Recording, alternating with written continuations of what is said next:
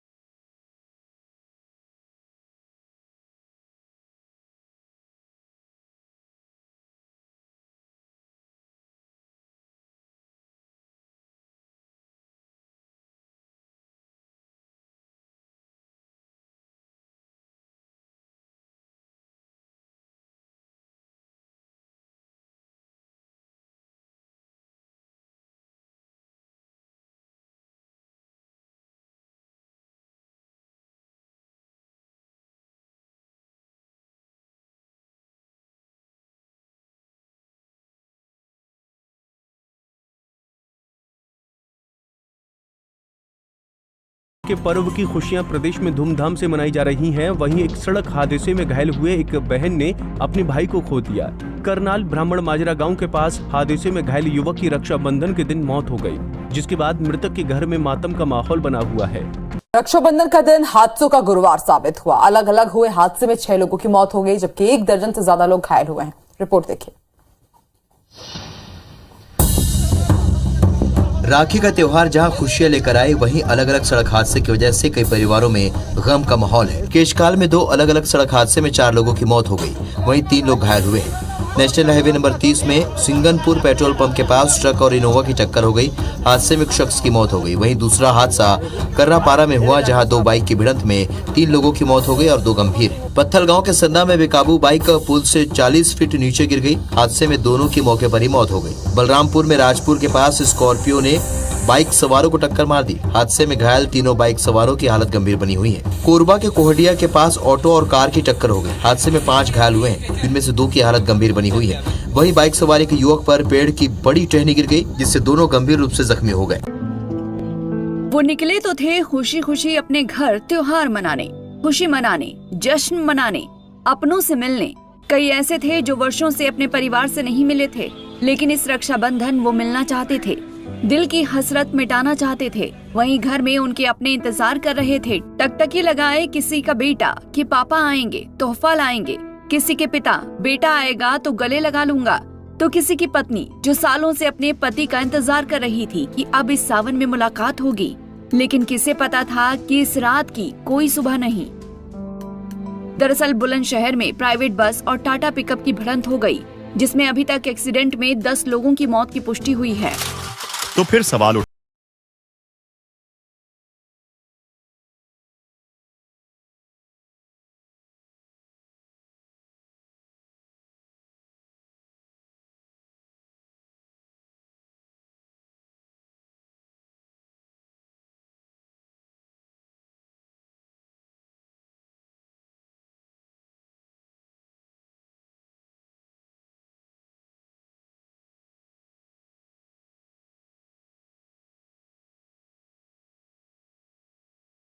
त्योहार आते हैं रक्षाबंधन का।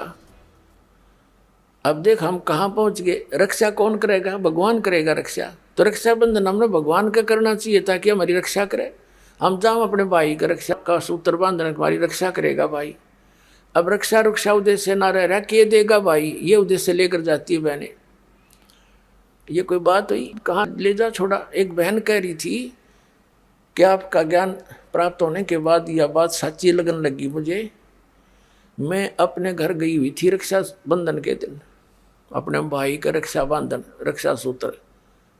अब जैसे तो बच्चों पढ़े लिखे पता लगेगा, हम पढ़ते थे भी ये भाई मेरी रक्षा करिए इसलिए धागा बांधती हूँ। तो मैं इंतज़ार कर रही थी, भाई बाजार गया था और उसकी दुर्घटना होगी। भाई की शव आया भाई का घर पे, टक्कर मार रोए सारा परिवार। वो रक्षाबंधन भी गया, वो त्योहार भी बाढ़ में गया और रोना पीटना बुरा हाल हो गया।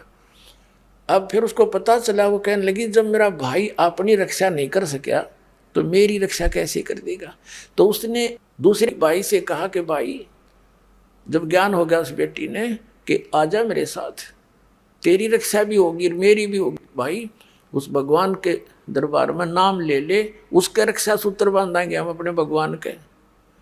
कहने का भाव ये है, परमात्मा की शरण प्राप्त होने के बाद इस तरह की दुर्घटनाएं भी टला करती हैं यदि हम नियमित रहेंगे तो।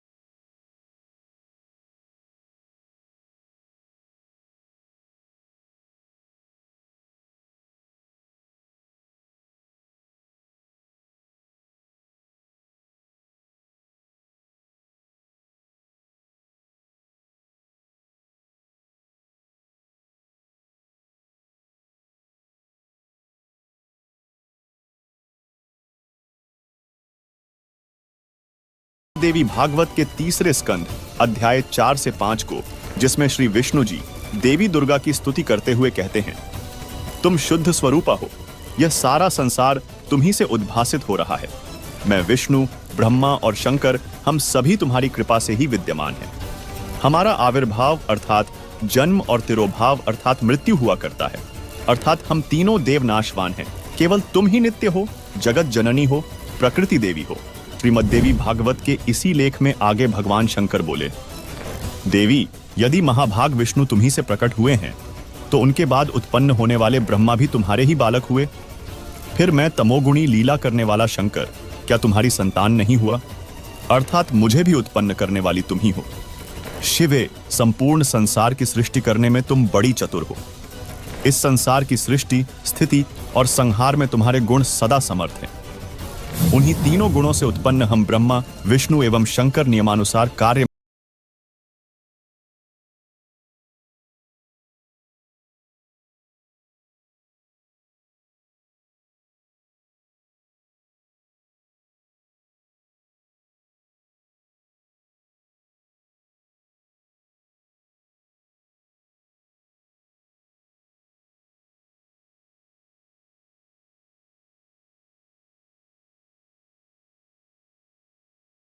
जरूरी है कि तीन गुण क्या हैं, तभी आपको गीता का वह रहस्य युक्त ज्ञान समझ में आएगा जिसे संत रामपाल जी के अतिरिक्त किसी ने भी आज तक नहीं बताया।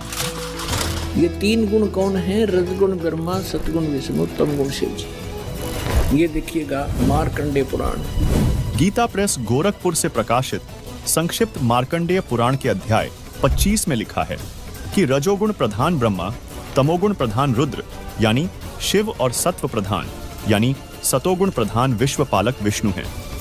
ये ही तीन देवता हैं और ये ही तीन गुण हैं। और थोड़ा सा पक्का कर दूं, ये देखिएगा, ये है श्रीमद् देवी भागवत। देखिए, खेमराज श्री कृष्ण दास प्रकाशन, बंबई से प्रकाशित श्रीमद्देवी भागवत, भाग 1 के 3 स्कंध के अध्याय 5 श्लोक 8 में भगवान शंकर बोले, हे मात, यदि हमारे ऊपर आप दयायुक्त हो तो मुझे तमोगुण क्यों बनाया? कमल से उत्पन्न ब्रह्मा को रजोगुण किस लिए बनाया तथा विष्णु को सतगुण क्यों बनाया? दर्शकों नीचे संस्कृत को भी देखें जिसमें स्पष्ट लिखा है, यदि दयार्द्रमणा न सदामबि के कथमहं विहितः च तमोगुणः कमल जश्च रजोगुण संभव सुविहितः किमु सत्वगुणो हरे। इति सिद्धम रजगुण ब्रह्मा, सतगुण विष्णु, तमगुण शिव जी। दर्शकों, मार्कंडेय पुराण और श्रीमद्देवी भागवत के इस उल्लेख से यह स्पष्ट होता है कि तीन गुण यानी रजगुण ब्रह्मा जी, सतगुण विष्णु जी और तमगुण शिव जी हैं। दोस्तों, अभी आपने अपने पुराणों में देखा कि रजगुण ब्रह्मा, सतगुण विष्णु और तमगुण शिव हैं। अब जानते हैं तीनों गुणों की पूजा करने वाले साधकों को गीता ज्ञानदाता ने क्या कहा है।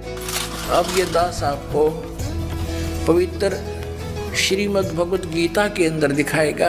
गुण तीनों की भक्ति में ये भूल पड़ो संसारे, कह कबीर निज नाम बिना कैसे उतरो पार।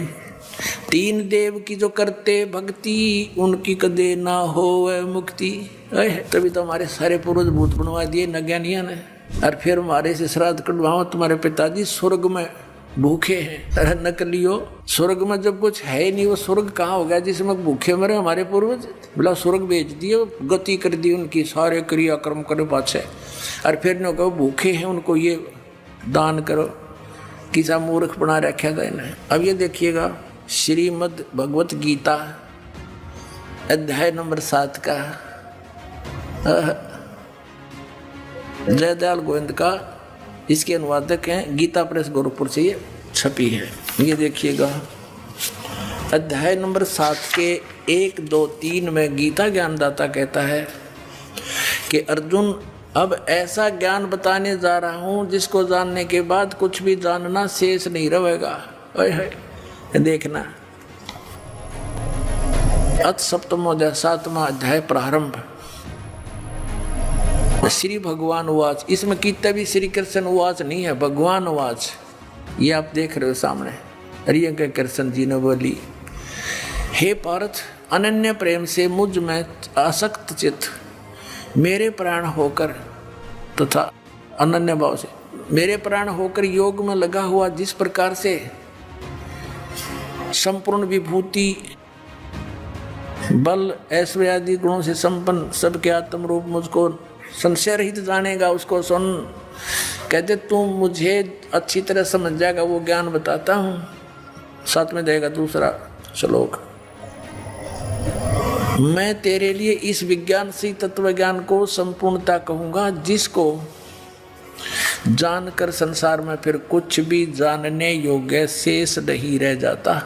अध्याय नंबर 7 के और श्लोक नंबर 12 पे, क्योंकि ताज़ा ताज़ा सिद्ध हुआ है कि रजगुण ब्रह्मा है, सतगुण विष्णु, तमगुण शिव जी, ये याद रखना। अब ये गीता ज्ञान दाता ब्रह्म है, काल है, और ये कह रहा है कि और भी जो सतगुण से उत्पन्न होने वाले भाव हैं, सतोगुण यानी विष्णु से सतिथि, और जो रजगुण से तथा तमगुण से, रजगुण ब्रह्मा जी से उत्पत्ति, तमोगुण से संहार शंकर जी से, तमगुण शंकर से संहार होने वाले भाव हैं, उन सब को मुझसे ही होने वाले हैं ऐसा जान, परंतु वास्तव में उनमें मैं और वे मुझ में नहीं है। अब पुण्यात्माओं, इस काल भगवान को 1,00,000 मानव शरीरधारी प्राणियों के शरीर से निकले गंध को खाने का श्राप लगा हुआ, जिस कारण से इसने अपने तीनों पुत्रों को ये यहाँ की व्यवस्था दे रखी है कि ब्रह्मा जी रजोगुण है, जिसके प्रभाव से हम संतानों उत्पत्ति करते हैं सभी प्राणी विवश होकर के, जीव के बस की नहीं। और सतोगुण श्री विष्णु जी के सतोगुण के प्रभाव से हम एक दूसरे में जकड़े हुए हैं, हमारे अंदर इतनी ममता भर रखी है, हमारे बस का नहीं से दूर हो सके। और तीसरा जो संहार करता है शंकर भगवान, ये भी काल का पुत्र है। तो इन तीनों से ये कहता है कि जो रजगुण से होता है वो ब्रह्मा जी से उत्पत्ति, और विष्णु जी से स्थिति, और शिव जी से संहार, जो कुछ भी हो रहा है इसका निमित्त कारण तो मैं ही हूँ, पर मैं इनके सामने नहीं आता, इनसे अलग रहता हूँ। अब आगे चलते हैं, देखिएगा अध्याय नंबर 7 और श्लोक नंबर आपने 12 पढ़ लिया। और भी जो सतोगुण से उत्पन्न होने वाले भाव हैं, यानी सतिथि, और रजोगुण जो ब्रह्मा से सृष्टि उत्पत्ति, और तमोगुण शंकर से जो संहार होता है, उन सब को मुझसे ही होने वाले हैं ऐसा ही जान, परंतु वास्तव में इनमें मैं और वे मुझ में नहीं है, इनसे बाहर है ये। अब 13वें में कहा है कि गुणों के कार्य रूप सात्विक, राजस और तामस, इन तीनों प्रकार के भाव से, यानी इन्हीं के ऊपर आसक्त ये सारा संसार प्राणी समुदाय मोहित हो रहा है, इन तक सीमित है, ब्रह्मा विष्णु महेश तक। इन तीनों गुणों से, रजगुण ब्रह्मा, सतगुण विष्णु, तमगुण शिव जी से परे मुझ अविनाशी को नहीं जानता। ये कहते हैं इनसे ऊपर हूँ मैं, अलग हूँ। अब आगे देखो, अब 14वें में कमाल कर दिया, श्लोक नंबर 14 7वें अध्याय का, क्योंकि यह अलौकिक अर्थात अति अद्भुत त्रिगुणमयी मेरी माया, रजगुण ब्रह्मा, सतगुण विष्णु, तमगुण शिव जी के द्वारा फैलाया गया ये जाल, ये बड़ी दुस्तर है, बड़ा खतरनाक है। जो पुरुष केवल मुझको निरंतर भजते हैं, वे इस माया को ब्रह्मा विष्णु महेश से ऊपर उठ जाते हैं, उल्लंघन कर जाते हैं। यानी जो ब्रह्म से लाभ होता है वो ब्रह्मा विष्णु महेश के लाभ से अधिक स्वर्ग प्राप्ति होती है। अब यहाँ कहते हैं 15वें श्लोक में कमाल कर दिया, 7वें अध्याय के गीता जी में, माया के द्वारा जिनका ज्ञान हरा जा चुका है, रजगुण ब्रह्मा, सतगुण विष्णु और तमगुण शिव जी रूपी इस त्रिगुणमयी माया द्वारा जिनका ज्ञान हरा जा चुका है, जो केवल इन्हीं की भक्ति तक सीमित है, इनसे आगे किसी की सुनना नहीं चाहते। आसुर स्वभाव, राक्षस स्वभाव को धारण किए मनुष्यों में नीच और दूषित कर्म करने वाले मूढ़ लोग, मूर्ख, माम न प्रपदन्ते, मुझको नहीं भजते, यानी जो ब्रह्मा विष्णु महेश तक की भक्ति में लगे रहते हैं, उनके बारे में क्या बताया है कि असुर स्वभाव को धारण किए हुए मनुष्यों में नीच और तरह के जो और दूषित कर्म करने वाले मूर्ख लोग, आत्माओं, परमात्मा ने 600 वर्ष पहले कहा था, 3 देव की जो करते भक्ति उनकी कदे ना होवे मुक्ति। और गीता जी ने जिनको क्या संज्ञा दे दी आपके समक्ष है। दर्शकों, गीता अध्याय 7 श्लोक 12 से 15 में तीनों गुणों के उपासकों को राक्षस स्वभाव के मनुष्यों में नीच दूषित कर्म करने वाले मूर्ख क्यों कहा गया है। सुनिए रजोगुण ब्रह्मा जी के उपासक हिरण्यकशिपु के विषय में। रजोगुण का उपासक था ब्रह्मा जी का कौन? हिरण्यकशिपु। भगत बनकर श्रद्धा से खूब तपस्या करी, वर मांग लिए, सुबह मरू ना, शाम मरू, रात मरू ना, दिन मरू, फलान मरू ना, धकड़ मरू। कह दिया तथास्तु। फिर उसने सोची हल्दी की गांठ मिल गई, तू पंसारी हो गया, भगवान बन गया। सब ने नो कहा मेरा नाम लो, विष्णु का नाम मत ले लियो, अपना नाम जपावर हिरण्यकशिपु करो। अरे मूर्ख। अब भगवान ने उसके घर में भेज दिया खम्ब प्रहलाद, और वो नो कहा नहीं पिताजी, हिरण्यकशिपु भी कोई मंत्र होता है, भगवान के नाम से लाभ होगा। पिता पुत्र का झगड़ा हो गया इससे बात पे, और ऐसे जुल्म किए उस पुण्यात्मा के साथ, उस राक्षस स्वभाव को धारण किए हुए मनुष्यों में नीच दूषित कर्म करने वाले मूर्ख हिरण्यकशिपु ने, ब्रह्मा रजगुण के उपासक ने। अब यहाँ कहते हैं, अब क्या बताते हैं, सूक्ष्म वेद में कहा परमात्मा ने कि हिरण्यकुश छाती तोड़वाई और ब्राह्मण बाणा और कर्म कसाई। वो तो ब्राह्मण भगत को आवे हैं, भगत का तो बाणा उसका है, और कर्म इसे कसाई कैसे अपने मासूम बच्चे को मारने के लिए ना जाने कितने ओछे हथकंडे अपनाए। हिरण्यकशिपु छाती तोड़वाई और ब्राह्मण बाणा कर्म कसाई, रजोगुण का उपासक था, राक्षस कहलाया हिरण्यकशिपु। अब सुनिए तमोगुण शिव जी के साधक भस्मासुर के बारे में। एक भस्मागिरी नाम का साधक था, तपस्वी था, तमोगुण श्री शिव का उपासक। और शिव जी के गेट के सामने, मेन गेट के सामने ऊपर को पैर करके नीचे न सिर करके तपस्या करने लग गया। 12 वर्ष तक सिरासन पर रहा। एक दिन पार्वती जी ने कहा कि भगवान आप तो महादेव हो, देवताओं के देव हो, आप तो जो चाहो सो कर सकते हो, आपके भगत को दे दो जो मांगता है। अब भगवान शंकर ने कहा, शिव जी ने कहा तमोगुण ने कि मांग भाई भस्मागिरी, क्या मांगता है साधु? भस्मागिरी ने कहा जी वचनबद्ध हो जाओ तब मांगो। भगवान शिव ने कहा ठीक है भाई, मैं वचनबद्ध हो गया, प्रतिज्ञा करता हूं तू मांगेगा वही दे दूंगा, वचन है मेरा। उसी से मैं सीधा खड़ा हो गया और कहने लगा भगवान ये भस्म कड़ा दे दो जो आपने हाथ में पहन रखा है। उस भस्म कड़े में एक शक्ति थी, उसको मालूम था कि जिसके सिर के ऊपर ऐसे करके यूं कह दिया कि भस्म, वो व्यक्ति, वो पशु पक्षी भस्म हो जाता था। अब जो ही भगवान शंकर ने वचनबद्ध होने के कारण वो अपना प्रिय कड़ा भी दे दिया, ये सोचकर कि साधु संत है, जंगल में रहता है, हिंसक पशुओं से बचने के लिए, राक्षसों से बचने के लिए ले रहा होगा, दे दिया। जो ही कड़ा हाथ में आया और एकदम ठाके मारकर हंसने लगा कि शंकर होले होशियार, तुझे मारूंगा और पार्वती को अपनी पत्नी बनाऊंगा। हा हा हा। अब उसने न्यू किया, शंकर भगवान जान गया कि तो एकदम चेंज हो गया सारा, इसका तो आओ भाव बदल गया नीच का। भगवान शंकर ने डांक ठोक दी, फुल स्पीड पे भाग लिया, 100 की स्पीड पे। आगे आगे भगवान और पीछे पीछे पुजारी जा खखाट पटा। तो परमात्मा ने आके रजा करी, उनके शंकर जी के और उस पुजारी के बीच में आकर पार्वती रूप बना के खड़े हो गए खुद परमात्मा। और वो तो पार्वती के लिए भाग ही रहा था, उसने सोचा चल 2 बात कर लेता हूँ, पार्वती से रुक गया। अब पार्वती रूप में परमात्मा ने कहा कि आप रुक जाओ, क्यों भागे जा रहे हो, आओ बैठो 2 बात करेंगे।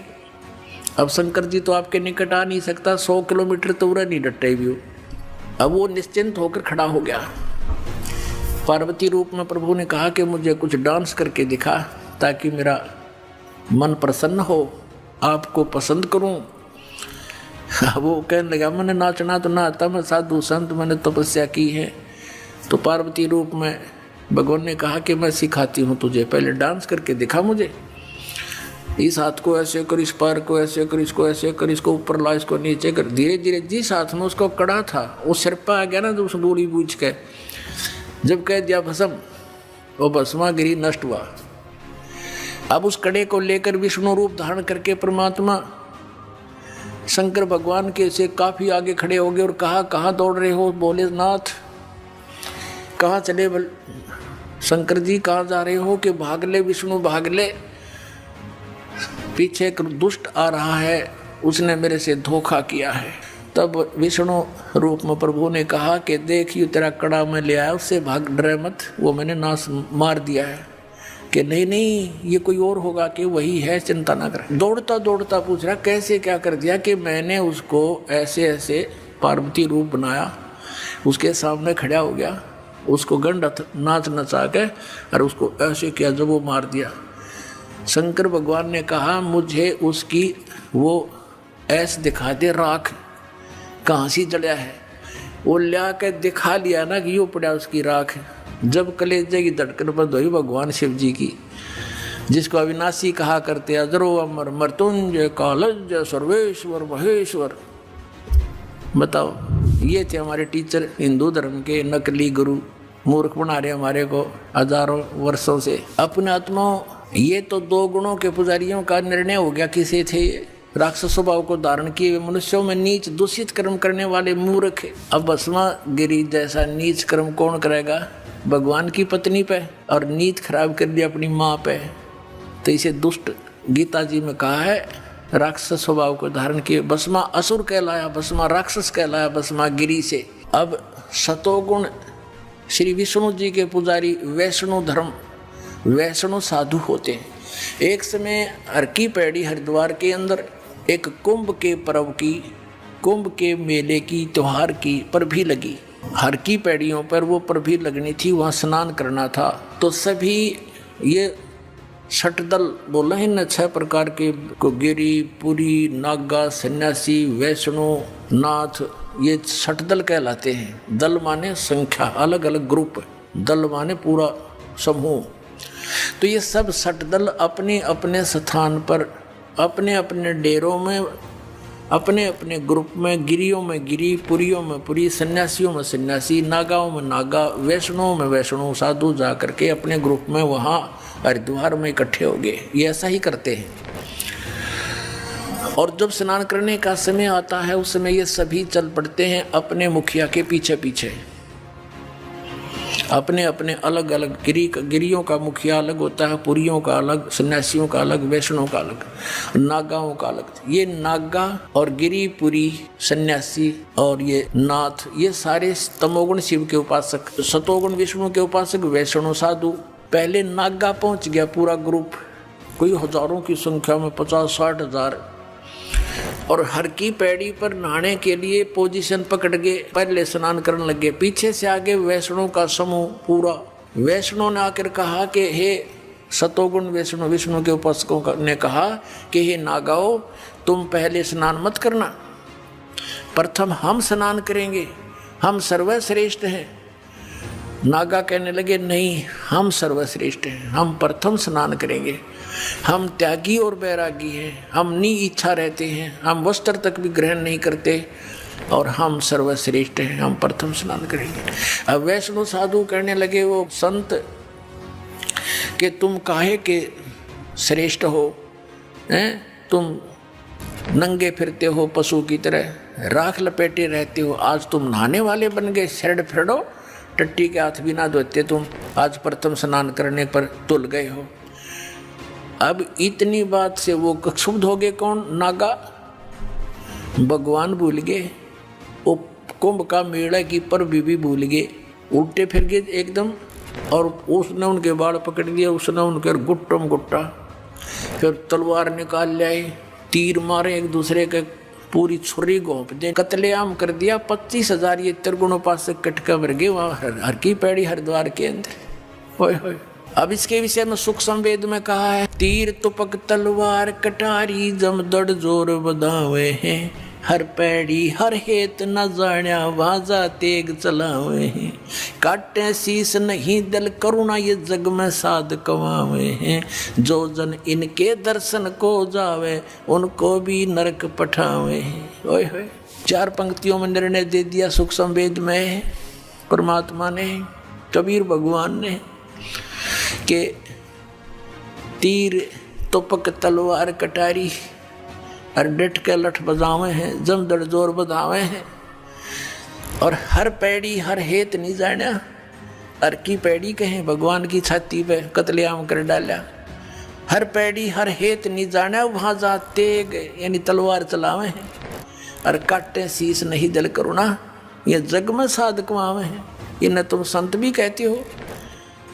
और जो जन इनके दर्शन को जावे उनको भी नरक पठावे। उन भी ये पाठ पढ़ाओगे, ऐसे उनको बना देंगे।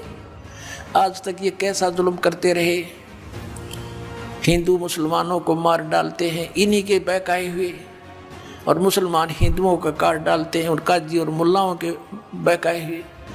तो पुण्यात्माओं, जब तक हम तत्व ज्ञान से परिचित नहीं होंगे, हमारी ऐसे ही ये हमारी दुर्बुद्धि बनाए रखते हैं, हमारा दुरुपयोग करते हैं ये मूर्ख लोग अपने स्वार्थ के वास्ते। ये गुरु अब हर पैड़ी हर हेत नहीं जाना वहाँ जाते एक चलावे हैं और काटे शीश नहीं दिल करुणा दया नहीं इनके अंदर। अरे न साधु कहो तुम, ये जग में साधक वहाँ हैं। दर्शकों, अभी आपने तीनों गुणों रजगुण ब्रह्मा, सतगुण विष्णु और तमगुण शिव जी के उपासकों के विषय में जाना। यही वजह है कि इन तीनों गुणों के उपासकों को गीता अध्याय 7 श्लोक 12-15 में राक्षस स्वभाव के मनुष्यों में नीच दूषित कर्म करने वाले मूर्ख कहा गया है। यानी तीनों गुणों अर्थात रजगुण ब्रह्मा, सतगुण विष्णु और तमगुण शिव जी की साधना व्यर्थ है। और अगर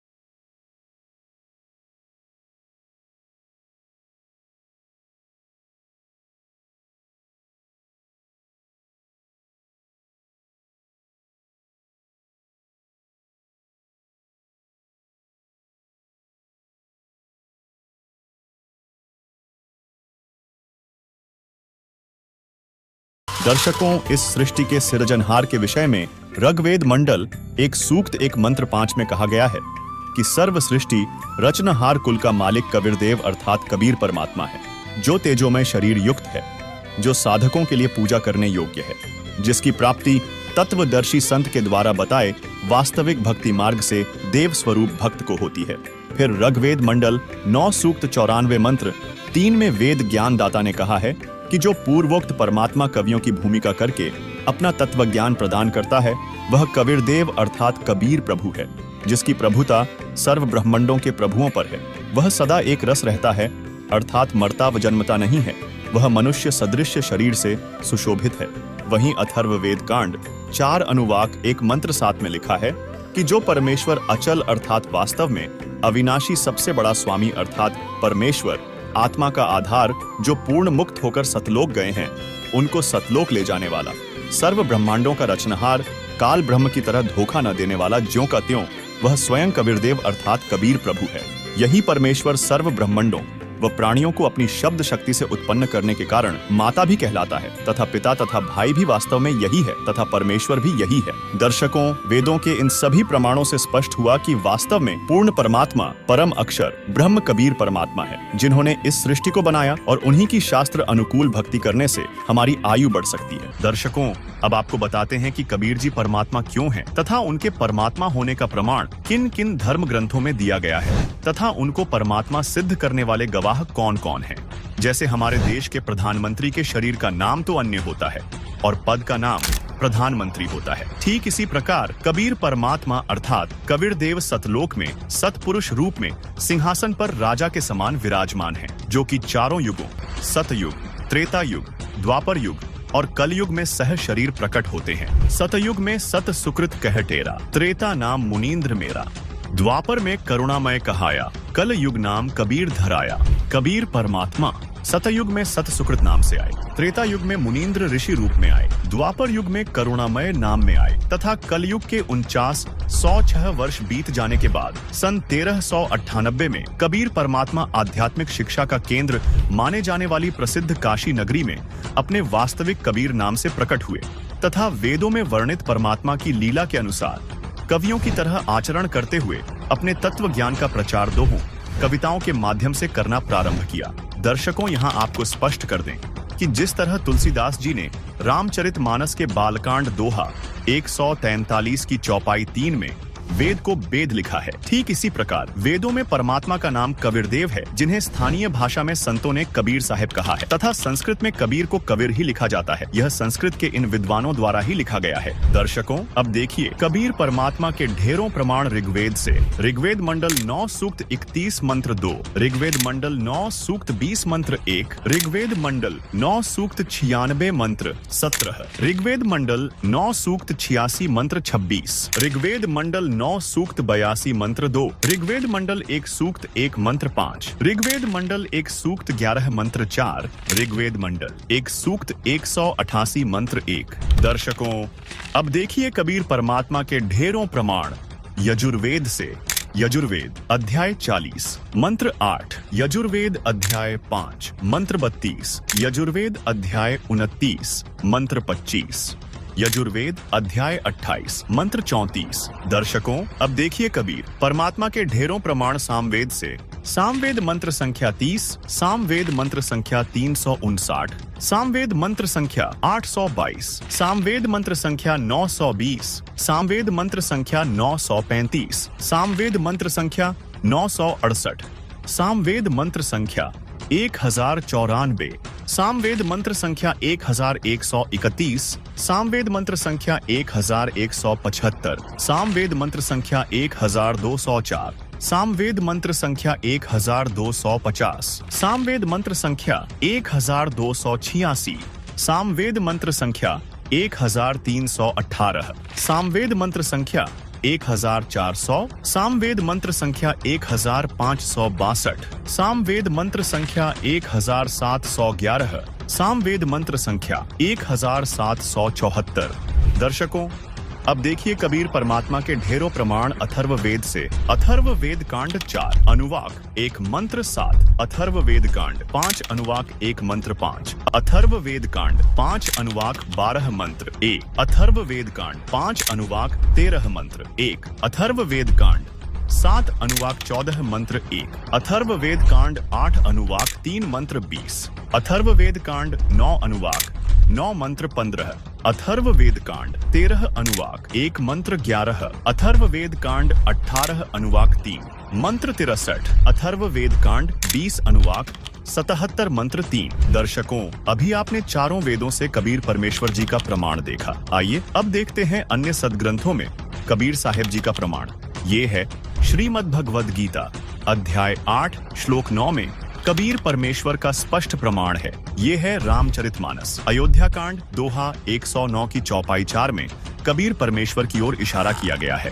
दर्शकों, ये थे सनातन धर्म के प्रमाणित पवित्र सदग्रंथों से कबीर परमेश्वर जी का प्रमाण। अब देखते हैं मुस्लिम धर्म की पाक पुस्तकों में कबीर परमेश्वर यानी कि अल्लाह कबीर के प्रमाण। दर्शकों, कबीर परमात्मा को अरबी भाषा में कबीरन, कबीरा, कबीरू, खबीरा, खबीरन आदि कहकर संबोधित किया गया है। आइए अब देखते हैं कुरान शरीफ से ढेर सारे प्रमाण। ये है कुरान शरीफ। कुरान शरीफ के सूरत फुरकान 25 आयत 52, 58, 59 में अल्लाह कबीर का प्रमाण है। इसके साथ ही सूरत बकरा 2 आयत 234, 271, सूरत इमरान 3 आयत 153, 180, सूरत निसा 4 आयत 34, 35, 128, 135, सूरत अनाम 6 आयत 18, 73, 103, सूरत हूद 11 आयत 1, 3, 111, सूरत इसरा 17 आयत 30, 31, 96, सूरत हज 22 आयत 62, सूरत लुकमान 31 आयत 16, 29, 30, 34,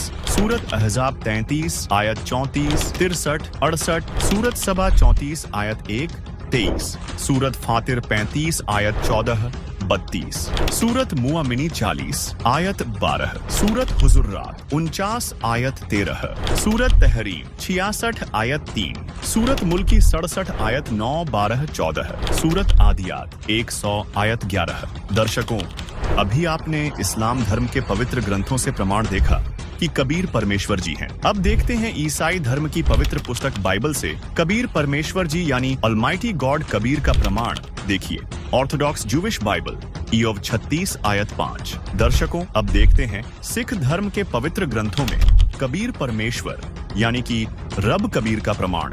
देखिए, यक अर्ज गुफ्तम पेश तो दर घोष कुन करता, हक्का कबीर करीम तू बेब परवरदिगार, नानक बुगोयद जनु तुरा तेरे चाकराम पाखाक। गुरु ग्रंथ साहिब पृष्ठ 1350, 487। दर्शकों, अभी आपको चारों धर्मों के पवित्र ग्रंथों से कबीर परमेश्वर जी के प्रमाण दिखाए गए। अब देखते हैं अन्य प्रमाण जिससे सिद्ध होता है कि परमात्मा का नाम कबीर ही है। ये है कबीर सागर। इसमें स्वयं कबीर साहिब जी ने गोरखनाथ से ज्ञान चर्चा के दौरान अपना भेद बताया था। देखिए, ये प्रमाण अवधु अविगत से चल आया, कोई मेरा भेद मर्म नहीं पाया, ना मेरा जन्म न गर्भ बसेरा, बालक नए दिखलाया, काशी नगर जल कमल पर डेरा, तहाँ जुलाहे ने पाया, माता पिता मेरे कछु नहीं, न मेरे घर दासी, जुल्हा को सुत आन कहाया, जगत करे मेरी हांसी, 5 तत्व का धड़ नहीं मेरा, जानू ज्ञान अपारा, सत्य स्वरूपी नाम साहिब का, 100 है नाम हमारा, अधर दीप सतलोक गगन गुफा में, तहाँ निज वस्तु सारा, ज्योति स्वरूपी अलख निरंजन,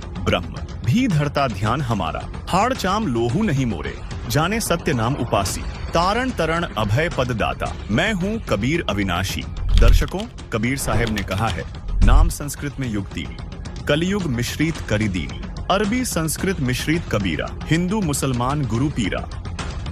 अर्थात कबीर साहब ने स्वयं कबीर सागर, बोध सागर खंड, अध्याय जीव धर्म बोध के पृष्ठ 2047 में स्पष्ट किया है कि कबीर शब्द अरबी और संस्कृत भाषा के मिश्रण से बना है। इसके अलावा कबीर साहिब की साखी भाग 2 के पृष्ठ 164, 165 पर कबीर, कबीर, कबीरा और कबीर सभी शब्दों का उल्लेख किया गया है। दर्शकों, इन सभी प्रमाणों से प्रमाणित होता है कि अल्लाह रब गॉड भगवान का नाम कबीर है। दर्शकों, अब आपको कबीर परमात्मा के गवाहों से अवगत करवाते हैं जिन्होंने छाती ठोककर अपने अपने कालखंड में गवाही दी है कि परमात्मा कबीर ही है। आइए देखते हैं। सबसे पहले बात करते हैं हजरत मूसा लगभग 1393 1273 ईसा पूर्व प्राचीन मिस्र हजरत मूसा जी की। यहूदी धर्म के प्रवर्तक माने जाने वाले हजरत मूसा जी को उनका अल्लाह उससे अधिक इल्मी अल खिज्र के पास जाकर इल्म ज्ञान प्राप्त करने के लिए कहता है, जिसका जिक्र कुरान शरीफ सुरा काफ 18 आयत 60 से 82 में है। और वह अल खिज्र जो हजरत मूसा को मजमा ए बहरेन में मिला था, वह कोई और नहीं बल्कि स्वयं कबीर जी थे, जो अलग अलग रूप बनाकर अच्छी आत्माओं को मिलते रहते हैं। इसी तरह कबीर परमात्मा हजरत मोहम्मद जी को मक्का सऊदी अरब में मिले, लेकिन मोहम्मद जी ने कबीर परमात्मा के ज्ञान को स्वीकार नहीं किया। इस विषय में संत गरीबदास जी ने कहा है, होते नबी मोहम्मद पीरा, जाकू मुर्शिद मिले कबीरा, उलट मोहम्मद महल पठाया, गुज बीरज एक कलमा धाया, रोजा बंग निवास दई रे, बिस्मिल की नहीं बात कही रे, 4 यार मिल मसलत भीनी, गऊ पकड़कर बिस्मिल की नहीं, तब हम मोहम्मद याद किया रे, शब्द स्वरूपी बेग गया रे, मुई गऊ हम बेग जिवाई, तब मोहम्मद के निश्चय आई, तुम्हा सत कबीर अलह दरवेशा, मोमिन मोहम्मद का गया अंदेशा। इसके अलावा कबीर परमात्मा हजरत अली सऊदी अरब को मिले, उन्हें कलमा प्रदान किया था। इस बारे में सूक्ष्म वेद में कहा गया है, गरीब अली अल्लाह का शेर है, सीना स्वाफ शरीर, कृष्ण अली एकई कली, न्यारी कला कबीर, गरीब अली अलीलों हो गए, मोहम्मद पदम 50, कबीर एक का एक है, करो तास की आश। अब्राहिम अधम सुल्तान, बल्ख इराक। बल्ख शहर के बादशाह अब्राहिम अधम सुल्तान को कबीर परमात्मा अनेकों बार मिले। तब कहीं जाकर अधम सुल्तान का कल्याण हुआ तथा अपनी पुस्तक मसनवी में सूफी संत रूमी ने इब्राहिम अधम सुल्तान के जीवन का भी वर्णन करते हुए कबीर परमात्मा अर्थात अल खिज्र के मिलने का जिक्र किया है।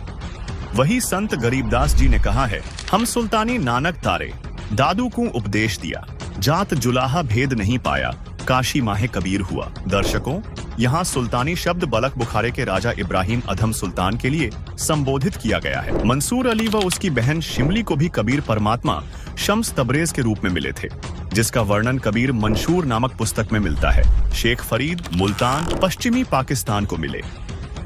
सूफी संत रूमी कोन्या तुर्की को कबीर परमात्मा शम्स तबरेज के रूप में 15 नवंबर 1244 को कोन्या में मिले, जिसके बाद रूमी ने अपने मुर्शिद गुरु शम्स तबरेज की बड़ाई में लिखी 2 रचनाओं मसनावी और दीवान ए कबीर में भी कबीर परमात्मा अर्थात अल खिज्र का जिक्र किया है। संत नामदेव पुंडरपुर महाराष्ट्र को कबीर परमात्मा एक संत रूप में पुंडरपुर में मिले, उनके साथ अनेक चमत्कार किए। स्वामी रामानंद जी काशी उत्तर प्रदेश को सभी कबीर जी का गुरु मानते हैं, जबकि वास्तविकता यह है कि गुरु परंपरा बनाए रखने के लिए कबीर जी ने गुरु शिष्य की लीला की थी। वास्तव में तो स्वामी रामानंद जी स्वयं कबीर जी को अपना गुरु मानते थे। रामानंद जी ने परमेश्वर कबीर जी के विषय में कहा है, बोलत रामानंद जी सुन कबीर करतार, गरीबदास सब रूप में तुम ही बोलनहार, तुम साहिब तुम संत हो, तुम सदगुरु तुम हंस, गरीबदास तुम रूप बिन और न दूजा अंश, दोहू ठौर है एक तू, भया एक से दोए, गरीबदास हम कारणे उतरे हो मगजोय, तैमूर लंग उज्बेकिस्तान, रोटी तैमूर लंग कू दीन ही, ताते सात पादशाही लीन ही, गरीब तैमूर लंग को तालिब मिले, एक रोटी की चाह है, जिंदा रूप कबीर धरही, सुनी तैमूर लंग की माए, गरीब तैमूर लंग हुमियों रहे, मन में कुछ न चाह, मौज मेहर मौला करी, दीनिया तख्त बैठाए, गरीब हिंद जिंद सभी दी, सेतबंद लगसीर, गड़गजनी ताबे करी, जिंदा इसम कबीर, गरीब सात सहीसल नीकली, पीछे डिगमग खयाल, तैमूर लंग और औरंगजेब लंग, इन पर नजर निहाल। संत रविदास काशी उत्तर प्रदेश और कबीर जी समकालीन थे। पहले रविदास जी ने रामानंद जी को गुरु बनाया था, लेकिन कबीर परमात्मा की समर्थता से परिचित होकर उन्होंने कबीर जी को अपना गुरु स्वीकार किया था। गरीब अनभय कठी रैदास को मिल गए पीर कबीर, मगर बीच झगड़ा मंडिया पाया नहीं शरीर। धर्मदास जी मध्य प्रदेश। आज मोहे दर्शन दियो जी कबीर, सत्यलोक से चलकर आए काटन जम की जंजीर, थारे दर्शन से म्हारे पाप कटत हैं, कल होवे जी शरीर, अमृत भोजन म्हारे सतगुरु जी मई, शब्द दूध की खीर, हिंदू के तुम देव कहाए, मुसलमान के पीर, दोनों दीन का झगड़ा छिड़ गया, टोहे ना पाए शरीर। धर्मदास की अर्ज गोसाई, बेड़ा लंघाइयो परले तीर। संत जम्बेश्वर जी पीपासर नागौर राजस्थान, कबीर परमेश्वर सतगुरु रूप में विश्नोई पंथ के संस्थापक संत जम्बेश्वर जी को समराथल राजस्थान में मिले थे। उन्होंने कहा है, जहाँ जहाँ पवन आसन पाणी आसन चंद आसन सूर आसन गुरु आसन समराथले। गुरु नानक देव जी तलवंडी वर्तमान ननकाना साहिब पश्चिमी पाकिस्तान। सिख धर्म की पवित्र पुस्तक भाई बाले वाली जन्मसाखी के पृष्ठ 198 पर एक काजी रूकनदीन सूरा के प्रश्न का उत्तर देते हुए श्री नानक देव जी ने कहा है, खालक आदम सिरजिया आलम बड़ा कबीर, कायम दायम कुदरती सिर पीरां दे पीर, सैयदे करे खुदाई नू आलम बड़ा कबीर। दादू दयाल जी कबीर परमात्मा दादू जी को सन 1551 में आमेर राजस्थान में मिले, जिन मोकू निज नाम दिया सोई सतगुरु हमार। दादू दूसरा कोई नहीं, कबीर सृजनहार। मलूक दास जी इलाहाबाद उत्तर प्रदेश। जपोरे मन परमेश्वर नाम कबीर, एक समय गुरु बंसी बजाई कालंदरी के तीर, सुरनर मुनि थक गए रूक गया दरिया नीर, काशी तज गुरु मघर आए दोनों दीन के पीर, कोई गाड़े कोई अग्नि जरावे ढूंढा न पाया शरीर, चार दाग से सतगुरु न्यारा अजरो अमर शरीर। दास मलूक सलूक कहत हैं खोजो खसम कबीर। संत गरीबदास जी गांव छुड़ानी जिला झज्जर, हरियाणा। कबीर परमेश्वर संत गरीबदास जी को सन 1727 में मिले। उन्होंने कहा है, अनंत कोटि ब्रह्मांड का एक रति नहीं भार। सतगुरु पुरुष कबीर हैं कुल के सृजनहार। गरीब परमेश्वर एक कबीर है, दूजा नहीं आधार। दास गरीब सकल सृष्टि का, यों ही सृजनहार। गरीब मात पिता जाके नहीं जन्म प्रमाण। यौह पूर्ण ब्रह्म कबीर है, करता हंस अमान। गरीब जिसको कहते कबीर जुलाहा, सब गति पूर्ण अगम अगाहा। संत घीसादास जी गांव खेखड़ा, जिला मेरठ, वर्तमान जिला बागपत, उत्तर प्रदेश। संत घीसादास जी को कबीर परमात्मा सन 1813 में मिले तथा आज से 28 वर्ष पूर्व संत रामपाल जी महाराज गांव धनाना धाम, सोनीपत, हरियाणा को परमेश्वर कबीर साहेब जी संवत 2054 फाल्गुन मास शुक्ल पक्ष एकम मार्च 1997 को दिन के 10 बजे मिले थे। दर्शकों, अब आप सोच रहे होंगे कि कबीर जी तो काशी में सन 1398 से सन 1518 तक रहे, तो वे इस पहले या बाद में कैसे आए होंगे? तो दर्शकों, आपको बता दें, जिस परमात्मा के विषय में आपने अभी धर्म ग्रंथों व परमात्मा प्राप्त संतों की अमरवाणी में प्रमाण देखे, वही पूर्ण परमात्मा कबीर जी हैं, जिनके विषय में ऋग्वेद मंडल 9 सूक्त 82 मंत्र 2 में लिखा है कि वह कबीर परमात्मा अपने निज लोक से तत्व ज्ञान का उपदेश करने की इच्छा से बिजली की गति से चलकर आता है और दृढ़ भक्तों को मिलता है। तथा कबीर परमात्मा ने स्वयं कहा है, चारों युग में मेरे संत पुकारे, कूक कहा हम हेल रे। हीरे माणिक मोती बरसें, यह जग चुकता ढेल रे। गरीब खुरासान काबुल किला, बगदाद बनारस एक, बलख और बिलायत लग हम ही धारें भेष। अर्थात जैसे काशी बनारस शहर में कुछ समय रहे, ऐसे ही बगदाद में रहे। बगदाद से मंसूर निकाला, बनारस से रामानंद का उद्धार किया, बल्ख शहर से सुल्तान इब्राहिम इब्न अधम को निकाला, बिलायत यानी इंग्लैंड तक हम परमेश्वर कबीर जी ही वेश बदलकर लीला करते हैं। इससे सिद्ध होता है कि 600 वर्ष पूर्व काशी में जुलाहे की भूमिका करने वाले कबीर जी वास्तव में परमात्मा है।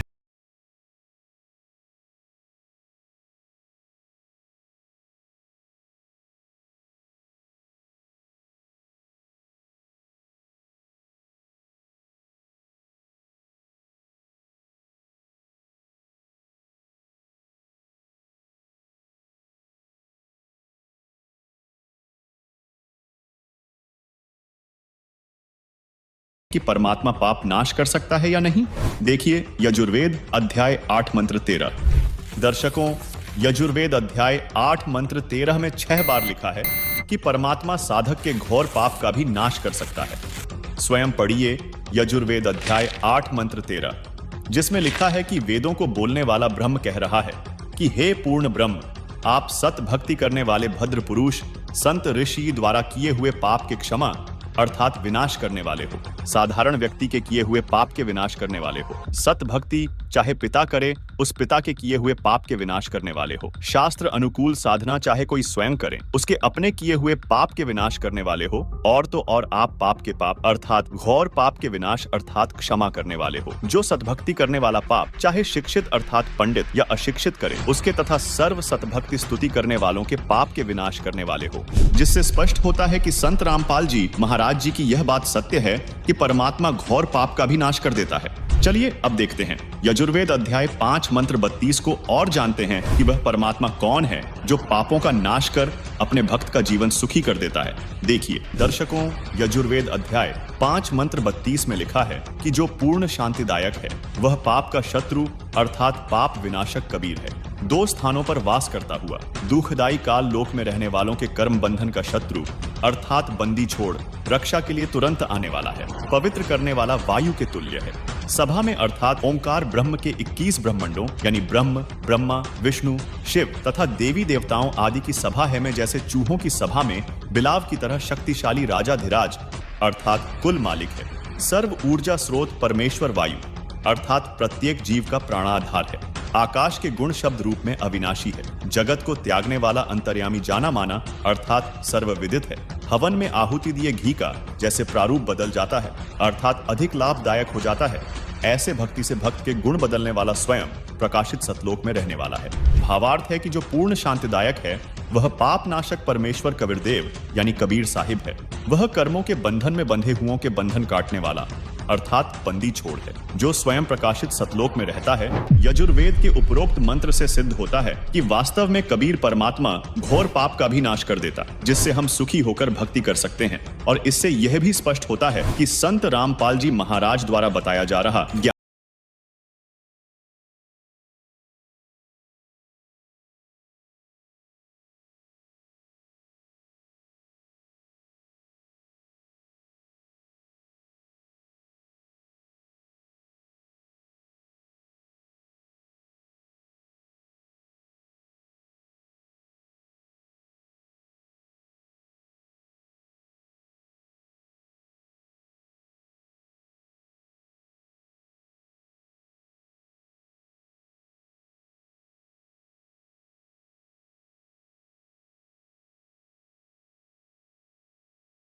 धर्मराज व कबीर परमात्मा के मध्य हुई वार्ता में बताया है। सुनिए। यहाँ क्या बता रहे हैं कि परमात्मा जब ऊपर लेकर गए गरीबदास जी को, तो परमेश्वर के शरीर से वहां जब उसने देखा ऐसी चमक थी, और धर्मराज अपनी सिंहासन पर विराजमान था, न्यायाधीश। परमात्मा वहां प्रवेश किया, एकदम वो कुर्सी छोड़ कर खड़ा हो गया, सिंहासन छोड़ कर, और ऐसे जैसे एक उच्च अधिकारी के सामने बहुत निम्न सत्र का अधिकारी करबद्ध होकर के सावधान हो जाता है, और वो डांट लगाता है। उच्च अधिकारी छोटे अधिकारी को अपना आदेश देता है अपनी लैंग्वेज में, और वो सब स्वीकार्य करता है, जो एक शिष्टाचार होता है। तो क्या कहते हैं, धर्मराज दरबार में देई कबीर तलाक, मेरे भूले चूके हंस को तू पकड़िए मत कजाक। है जिस धर्मराज के सामने ब्रह्मा विष्णु महेश की हिम्मत नहीं जाके को अपशब्द बोल दे, ये तो आप यहीं देख लो, अपने चीफ जस्टिस के सामने प्रधानमंत्री की हिम्मत नहीं उसको जाके कुछ, वहाँ प्रधानमंत्री के सामने भी सिंहासन नहीं छोड़ेगा चीफ जस्टिस। हाँ, राष्ट्रपति जब जाएगा उसने पद छोड़ना पड़ेगा राष्ट्रपति के लिए। हमारे राष्ट्रपति इतने सर्वमान्य होते।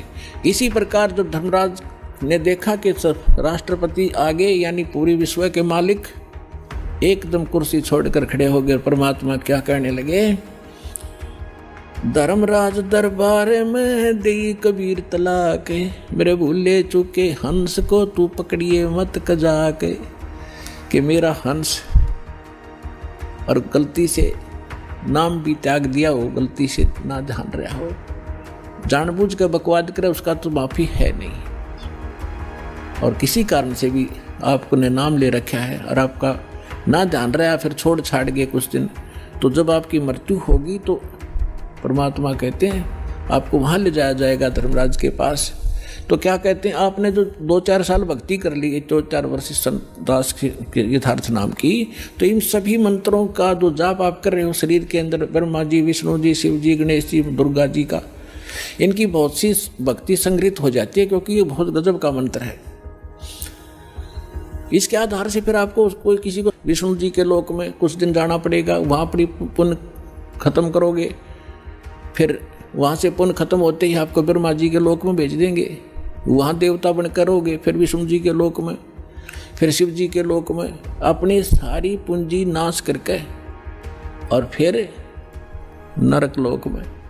अब परमात्मा कहते हैं, तो वहाँ जब धर्मदास जी को परमात्मा धर्मराज के दरबार में धमका रहे थे कि मेरे भूले चूके हंस को भी तो पकड़िए मत कजाक, खबरदार मेरे हंस को तूने, जिसने न्यू कह दिया कि मैं कबीर साहब का उपदेश ले रखा था, तो आपको पता ही होगा वो कौन सा नाम जाप कर रहा है, उसकी भक्ति से पता लग जाएगा, तो उसको पकड़ना नहीं। फिर क्या कहता धर्मराज, क्या कहते हैं, बोले पुरुष कबीर से धर्मराय कर जोड़े, तुमरे हंस को पकड़ूं नहीं मन 2 लाख करोड़े। ने बोला जी आपके हंस न मैं नहीं पकड़ सकता, मैंने दोहाई है, लाख करोड़ दोहाई। फिर क्या बताता, अपनी व्यवस्था, अपनी मजबूरी बता रहा है कि यहाँ का विधान है, जैसा कर्म जिसने किया है वो भोगना पड़ेगा। अब मेरे वो कागजों में होगा, तो यहाँ तो परमात्मा इस लिखत का हिसाब चलता है, जैसने जैसा कर्म किया वो भोगना पड़ेगा। आपकी शरण माने से पहले उस प्राणी ने जो आपसे बिछुड़ गया, उसके पाप भी होंगे पुण्य भी होंगे, तो मुझे तो दोनों का ही दंड देना पड़ेगा। तो परमात्मा क्या कहते हैं, धर्मधारी जारी नरा और भांग तमाकू खाई। यानी पहले कितनी गलती कर रखी है इसने, मद आहारी शराब पीने वाले, यानी और भी बहुत सी गलतियां जो कर दी हों, तमाकू भांग खाते हों और पर्दा राग पर घर तकें, दूसरे की पत्नी में पूरी नीयत रखते हैं, दूसरे के घर को तकते हैं, यानी चोरी दाव लगाते हैं, उनको पकड़ूं के नहीं। आपकी शरण माने से पहले जिन्होंने जो गलतियां ये कर रखी हैं दाता, उनको पकड़ूं के नहीं। मदहारी जारी नरा जो भांग तमाकू खाही, पर दारा पर घर तकें जिनको लो अकनाही। धर्मराय विनती करे सुनियो पुरुष कबीर, हे भगवान कबीर सुनियो, जिनको तो पकड़ने पड़ेंगे और जड़नी पड़े जंजीर।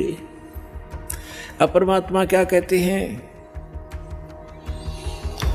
कर्मों से तीरथ हैं अब हैं जो शरण कबीर, जिनको निश्चय मारे हूं और काटो बल तकसीर। यानी परमात्मा क्या कहते हैं, पहले किए सो बकस हूँ आगे करे ना कोई, गरीबदास कबीर कहे धर्मराय सो नाम रटे मम सोई।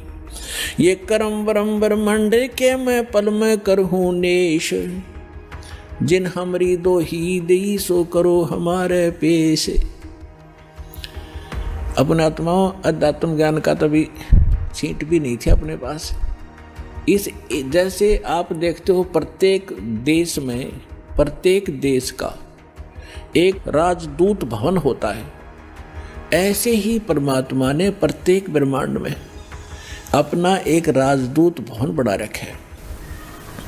और जो यहाँ ऐसा कहता है कि मैं तो ऐसे ऐसे भगवान कबीर साहब का भक्त हूँ और आप मेरा निर्णय, मेरा कोई अकाउंट नहीं कर सकते, तो परमात्मा कहते हैं कर्म भ्रम ब्रह्मंड के मैं पल में कर हूँ नेश, 1 मिनट में नष्ट कर दूंगा तेरे, तूने ये बकवास जो इस जीव से करवा रखी है, तूने करवाए सारे उल्टे कर्म इससे, अज्ञान भर के इसके अंदर। और जिसने मेरा नाम लिया, मेरी दुहाई दी के इस हृदय से जो पुकारेगा वहाँ के, मैं तो भगवान कबीर साहब का शिष्य था, उनका बच्चा हूँ, आप मुझे कैसे ले आए यहाँ पर। तो उनको मेरे पास मेरे राजदूत भवन में करो हमारे पेश, तो उसका अकाउंट भी नहीं लेना, खबरदार, परमात्मा ने यहाँ तक बोल दिया। दर्शकों, अभी आपने धर्मराज और कबीर परमात्मा के मध्य हुई वार्ता को सुना, जिसमें संत गरीबदास जी ने स्पष्ट किया है कि गरीब पहले किए वो बख्श हूं, आगे करे ना कोई। कबीर कह धर्मराय से नाम रटई मम सोई, गरीब कर्म भ्रम ब्रह्मंड के पल में करहूं नेश, जिन हमरी दो ही दई सो करो हमारे पेश। यानी कबीर परमात्मा धर्मराज से कहते हैं कि जो पाप कर्म मेरी शरण में आने से पहले किए थे उनको क्षमा कर दूंगा, आगे वह भक्त पाप कर्म नहीं करेगा। अर्थात जो हमारी सच्ची भक्ति पूर्ण संत से लेकर करेगा उसके सर्व पाप नाश कर दूंगा। तथा कबीर परमेश्वर ने पुनः कहा कि इस काल लोक के सर्व संचित वर्तमान व प्रारब्ध कर्म जो भ्रमित करके कराए गए हैं, मैं अपने भक्त के उन सब पाप कर्मों को एक क्षण में नष्ट कर दूंगा। जिन्होंने मेरी दुहाई दी है, यानी पुकार कर कहा है कि हम कबीर परमेश्वर के भक्त या भक्तमती हैं, उनका हिसाब अर्थात कर्मों का लेखा जोखा भी तू मत लेना, बल्कि उनको मेरे दरबार में त्रिकुटी पर बने सतगुरु स्थान पर पेश कर देना। उनके कर्मों का हिसाब मैं स्वयं करूंगा।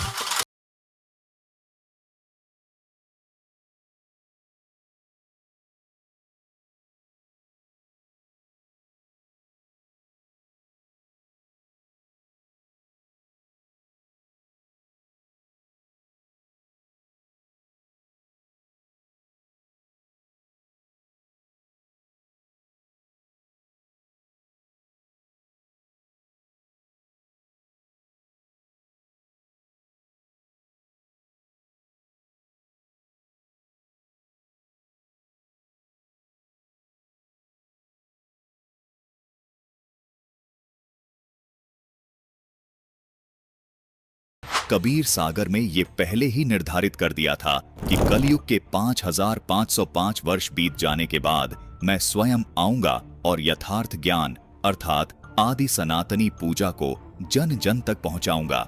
दर्शकों, जैसा कबीर जी ने कहा था कि कलयुग 5505 वर्ष बीत जाने के बाद मैं स्वयं आऊंगा तथा यथार्थ भक्ति मार्ग जन जन तक पहुंचाऊंगा। दर्शकों, कबीर जी की पूर्ण झलक संत रामपाल जी महाराज में देखने को मिल रही है। मम संत मुझे जान मेरा ही स्वरूपम, ये मत सोचना कि मैं ही आऊंगा, ये दास उसी का स्वरूप भेज रखा है, यानी अपना कुत्ता भेज रखा है, इसको कबीर परमात्मा ही जानो। इसमें श्रद्धालुओं को तनिक भी शंका नहीं करनी चाहिए कि संत रामपाल जी महाराज के रूप में स्वयं कबीर परमात्मा ही लीला कर रहे हैं। जिस प्रकार आज से 600 वर्ष पहले कबीर जी के ज्ञान को उस समय के तथाकथित विद्वानों ने स्वीकार नहीं किया था, उन्होंने कबीर जी का विरोध किया था, ठीक वैसी ही स्थिति आज संत रामपाल जी महाराज के साथ देखने को मिल रही है। कबीर जी जिस तरह निर्भीक और बेपरवाह अपने आध्यात्मिक ज्ञान को जन जन तक पहुंचा रहे थे, ठीक वैसे ही संत रामपाल जी महाराज कबीर परमात्मा के स्वरूप अपने द्वारा 600 वर्ष पहले शुरू किए जन कल्याण के मिशन को निरंतर आगे बढ़ा रहे हैं। दर्शकों, जो अद्भुत और प्रमाणित ज्ञान संत रामपाल जी महाराज ने उजागर किया है, वो केवल कबीर परमेश्वर ही कर सकते हैं। ये आपकी श्रद्धा और विवेक पर निर्भर करता है कि आप संत रामपाल जी महाराज को कबीर जी द्वारा भेजे गए परम संत के तौर पर देखते हैं या कबीर जी के रूप में। लेकिन ये बात स्पष्ट है कि दोनों ही सूरत में मानव का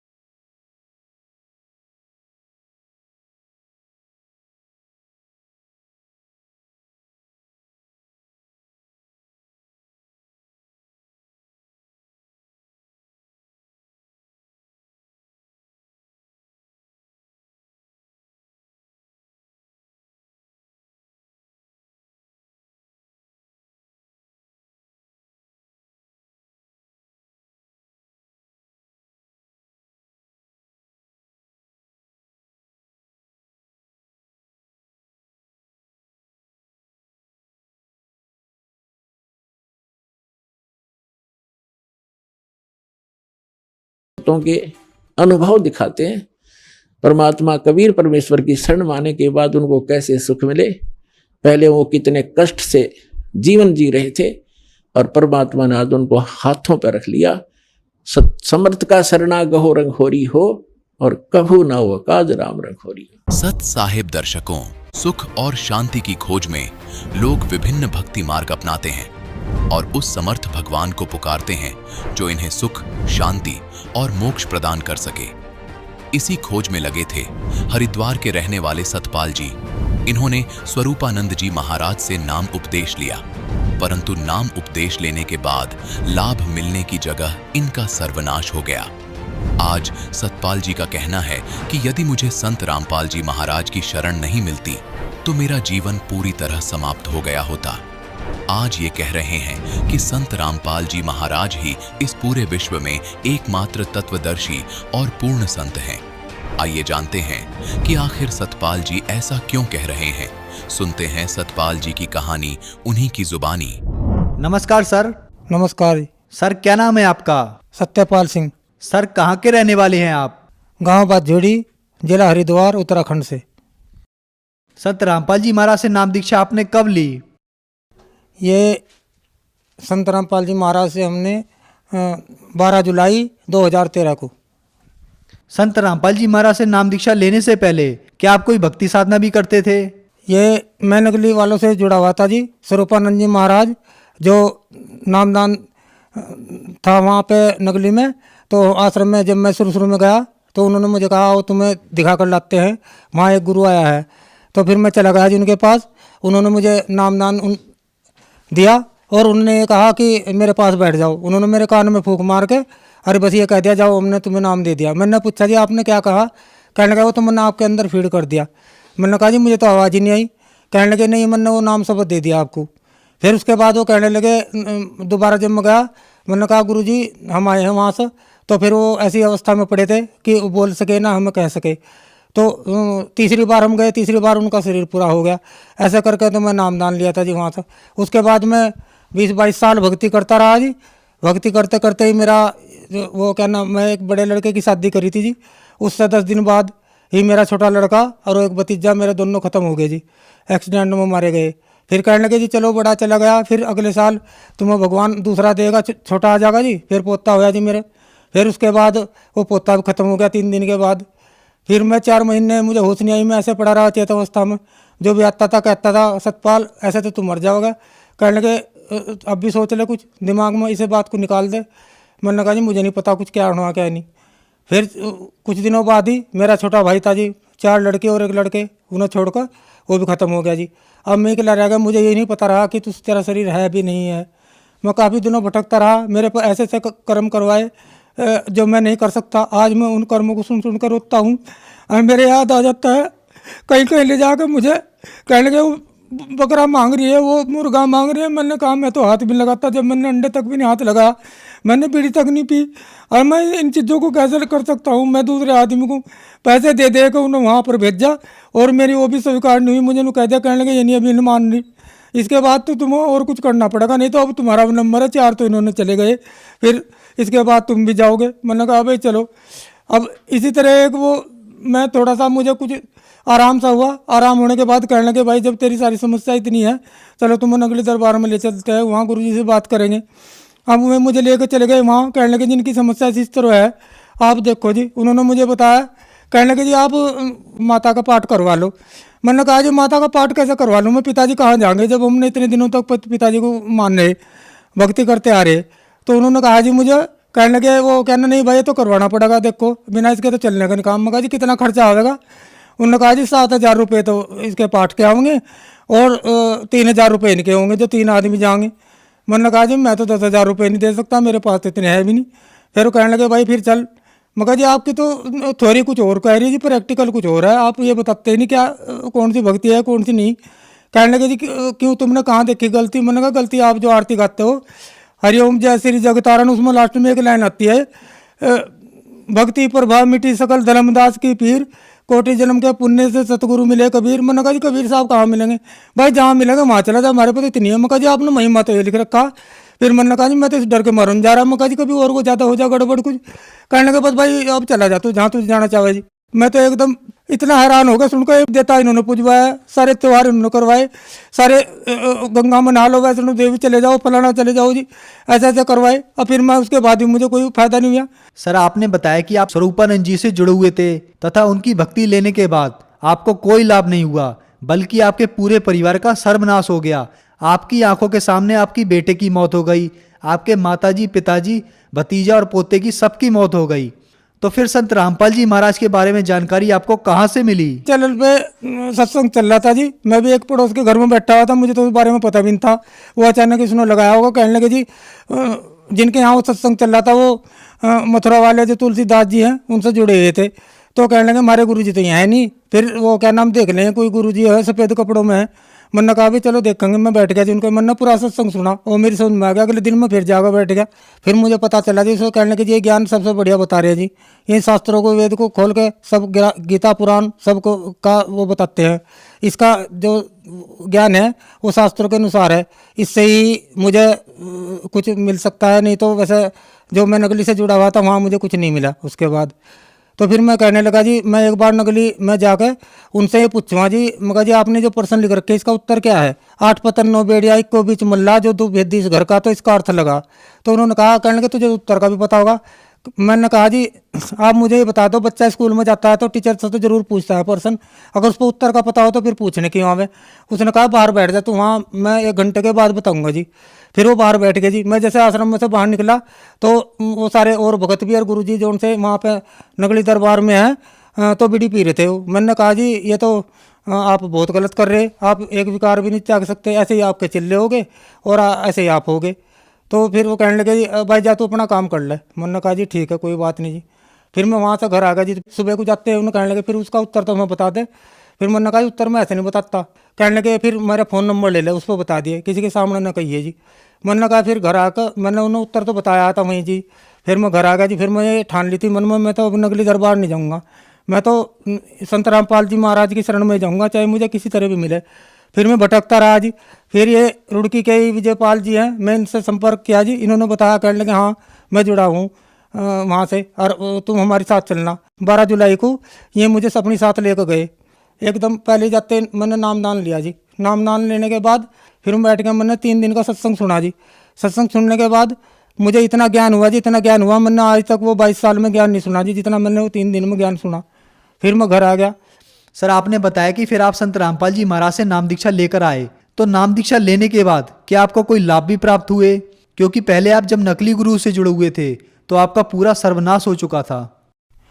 उसके बाद सर मुझे लाभ तो देखो लाभ ही लाभ मिले मुझे तो बाद में। उसके मैं ऐसा हुआ खेत में जाकर मैं एक गड्ढे में गिर गया 8-9 फुट के गहरे में, तो मेरे कहीं मतलब चोट तक नहीं आई इसमें। वो मैं गाड़ी पर उठकर लड़का मुझे उठाने गया, फिर मैं गाड़ी पर बैठ कर आ गया जी। वो कहने लगे भाई चलो तुम्हारा एक्सरे करवाते हैं, तो उसमें हड्डी टूटी नहीं आई जी।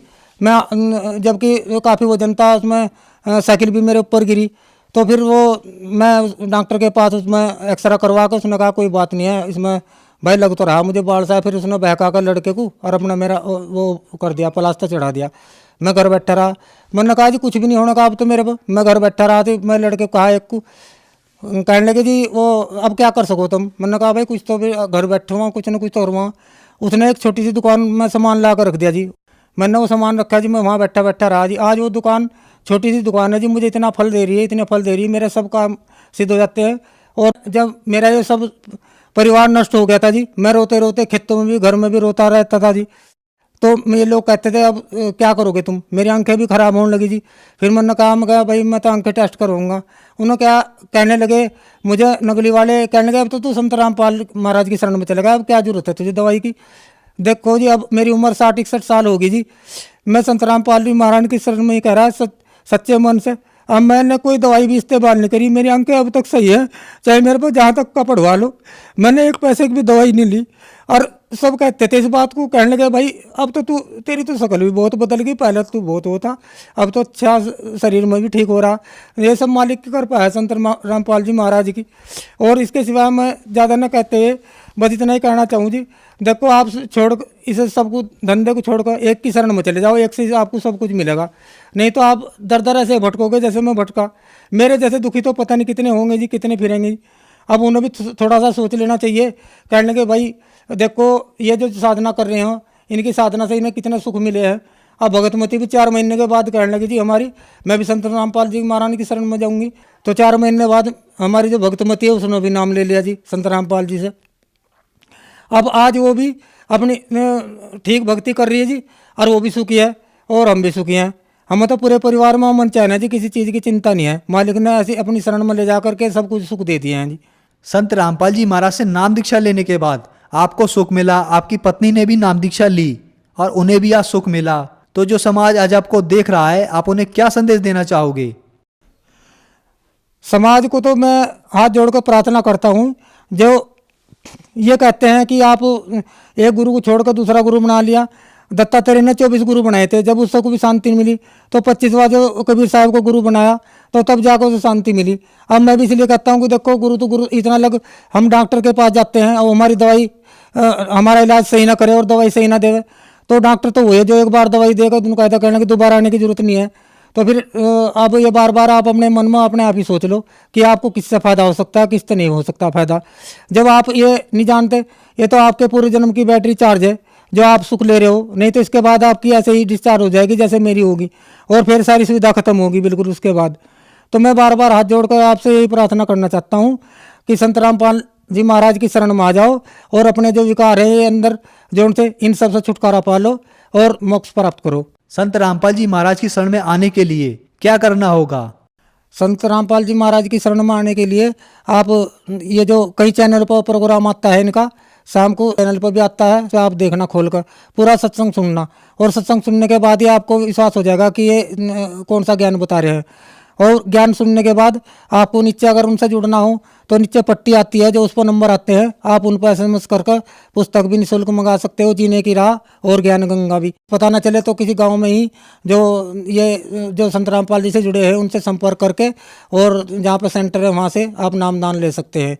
ये तो जगह जगह नाम स्थल खुले हुए हैं सब जिलों में, और सभी भक्तों को नाम वहीं पर दिया जा रहा है अब।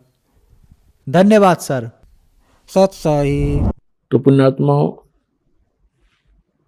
आपका कर्तव्य बनता है, कहते हैं आप तेरे जगतार ही।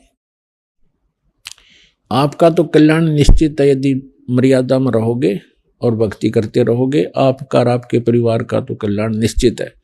लेकिन आपका ये भी कर्तव्य बनता है, फर्ज बना है, भूले न राह बतावे।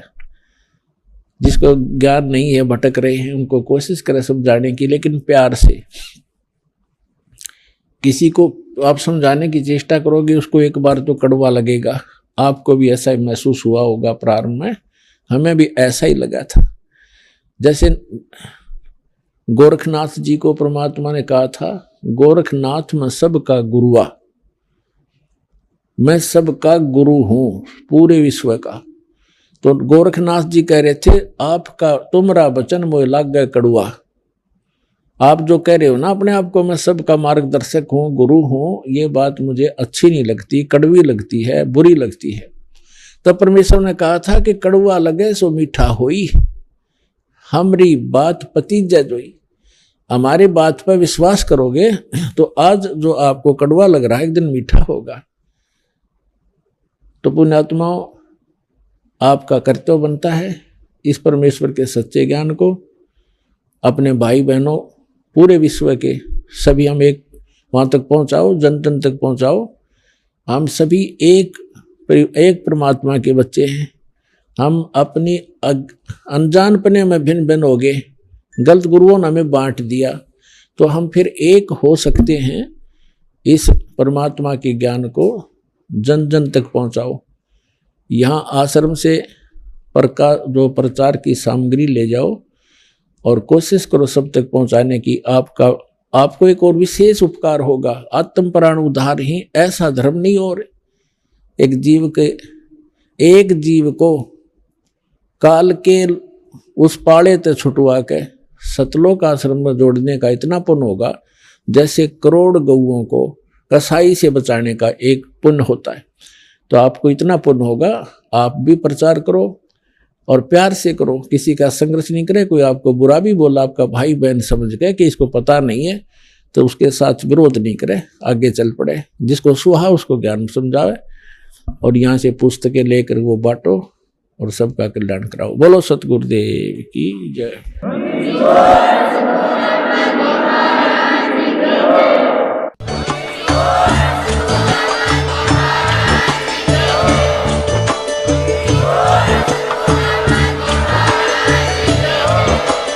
आप सुन रहे थे जगत गुरु तत्वदर्शी संत रामपाल जी महाराज जी के मंगल प्रवचन। अधिक जानकारी के लिए विजिट कीजिए हमारी वेबसाइट www.jagatgururampalji.org। संत रामपाल जी महाराज जी के शुभ आशीर्वाद से पूरे विश्व भर में 500 से भी ज्यादा नाम दीक्षा केंद्र हैं, जिन पर संत रामपाल जी महाराज जी द्वारा ऑनलाइन निःशुल्क नाम दीक्षा दी जा रही है। अपने नजदीकी नाम दीक्षा केंद्र का पता करने के लिए संपर्क करें 8222880541।